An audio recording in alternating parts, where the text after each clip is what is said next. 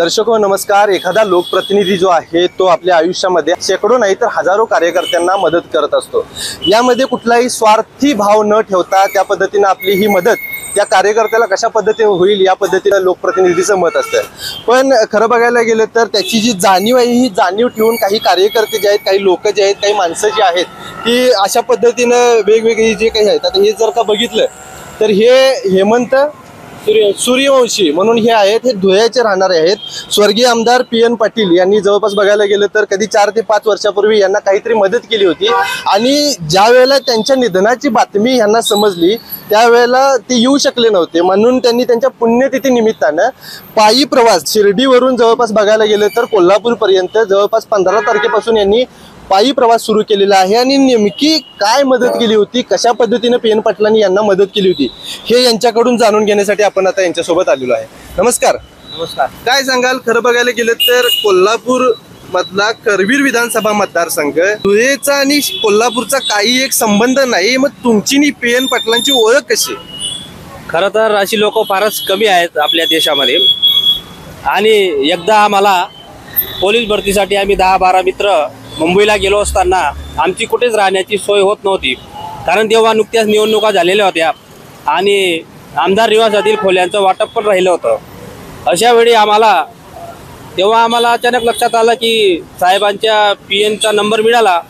मग ती बातमी त्यांच्या मार्फत साहेबांना समजली।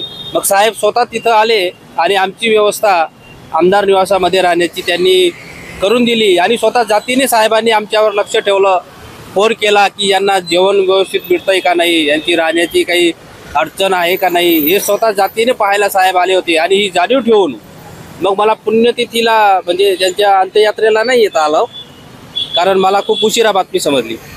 मग म्हटलं चला आता अंत्ययात्रेला नाही येता आलं तर आपण त्यांच्या 6 जानेवारी जयंती असते, मग म्हटलं जयंतीला जाऊ, पण जयंतीला माझी तब्येत बिघडली, मी 10-12 दिवस आजारी होतो।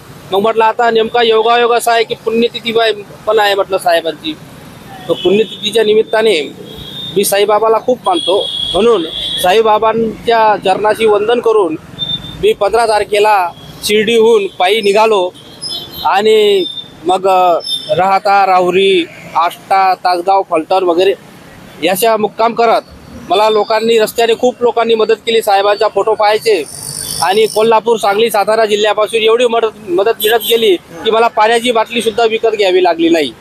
सगळं आपले कार्यकर्ते आणि साहेबांवर प्रेम करणारी मंडळी भेटत होती, सेल्फ्या काढत होती, अगदी विचारपूस करत होती आस्थेने। आणि राहुल भैयांना आमचा निरोप सांगा अशा म्हणजे 100-1 लोकांनी माझ्यातर्फे त्यांना निरोप सांगितला आहे की आमचा नमस्कार सांगा म्हणणार राहुल भैया साहेब। तुम्ही आता कोल्हापूरमध्ये मग सुरुवात किती तारखेला केलात, निघलात किती तारखेला, कोल्हापुरात पोहोचलात किती तारखेला, अडचणी काय आल्या? मी 15 तारखेला निघालो आणि काल पुण्यतिथी 23 तारखेला होती, तर 23 तारखेला संध्याकाळी मी कोल्हापूरमध्ये पोहोचलो। सुरुवातीला थोड्या अडचणी आल्या, कारण आमच्या भागामध्ये तशी एवढी ओळख नव्हती साहेबांची, पण जेव्हा सातारा, सांगली हा जिल्हा लागला आणि मग तेव्हापासून तर प्रश्नच मिटला माझा राहण्याचा, खाण्याचा। सगळ्या लोकांनी खूप मदत केली। इथं 2 दिवसापासून खूप पाऊस सुरू आहे, पण लोक मग माझी निवासाची पण व्यवस्था करत होते, जेवणाची पण व्यवस्था करत होते आणि पाण्यामुळे थोड्या अडचणी आल्या। पण मग इथं आल्यानंतर राहुल भैया साहेबांचं खूप मोठं स्वागत माझं केलं। आपल्या बंगल्यावर, साहेबांच्या बंगल्यावर घेऊन गेले आणि खूप आस्थेने त्यांनी सुद्धा विचारपूस केली। म्हणजे जो गुण PN पाटील सडोलीकर साहेबांचा होता तोच गुण राहुल भैया साहेबांकडे आहे। अगदी त्यांच्या पावलावर पाऊल साहेब आज वाटचाल करत आहेत आणि त्यांना माझ्या त्या शुभेच्छा आहेत राहुल भैया साहेबांना। ज्यावेळेला तुम्ही पोलीस भरतीची प्रॅक्टिस करत होता साधारणतः 2019 किती साली?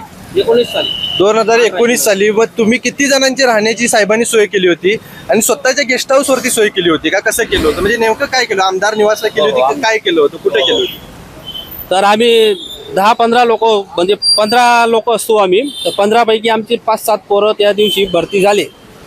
तर रूम भेटत नव्हती म्हणून साहेबांनी स्वतः एक गेस्ट हाऊसला रिक्वेस्ट केली आणि आमच्या राहण्याची व्यवस्था त्या गेस्ट हाऊसमध्ये केली आणि स्वतः साहेब जातीने तिथं आमच्यावर लक्ष ठेवलं होतं। हो, तिथं स्वतः साहेब आले होते, म्हणून आम्ही खूप सगळी मंडळी भारावून गेलो की नाही एवढा मोठा माणूस आपल्यासाठी आलो, कारण आपण तर काही जिल्ह्याचे नाहीत, पण साहेबांचं कार्यक्षेत्र हे नुसतं कोल्हापूर जिल्हा नसून संपूर्ण महाराष्ट्र आहे हे त्या दिवशी माझ्या लक्षात आलं। राहुल पाटलांना ज्या वेळेला आपण भेटला त्यावेळेला राहुल पाटलांनी काय मग आपली सोय करून दिली?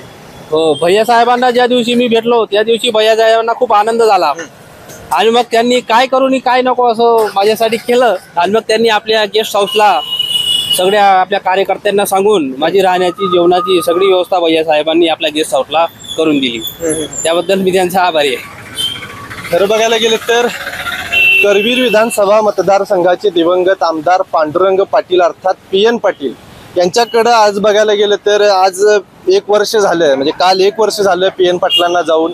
PN पाटलांना करवीर विधानसभा मतदारसंघात आज घरोघरी देव मानलं जाते. हे एक कारण आहे, कारण PN पाटलांनी कधीही एखाद्या कार्यकर्त्याचा वापर कधीतरी त्याच्याकडून उद्या त्या वापरात येईल किंवा कधीतरी तो माझ्या फायद्याचा राहील असं म्हणून कधी केलं नाही. आणि असे हाताच्या बोटावरती मोजण्यासारखेच आताच्या ह्या घडीला नेते बघायला मिळतात.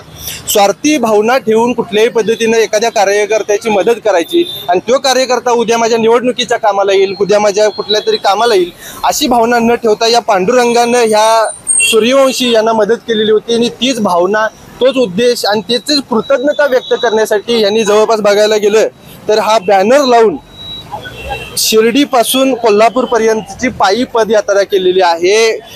अनेक हजारो उदाहरणं आहेत PN पाटलांच्या विषयी सांगायची झाली तर त्यातलं हे एकमेव उदाहरण. आणि याच्यावरती प्रकाशझोत टाकण्याचं जे काम आहे ते आपण KK न्यूज चॅनलच्या माध्यमातून आज करत आहे. तुर्तास तरी या व्हिडिओसह मी इथं थांबतो. KK न्यूज चॅनलसाठी कॅमेरामन सचिन वरेकर यांच्यासह मी अभिजित. धन्यवाद. अशाच नवनवीन अपडेट पाहण्यासाठी आमच्या KK न्यूज चॅनेलला सबस्क्राईब करा.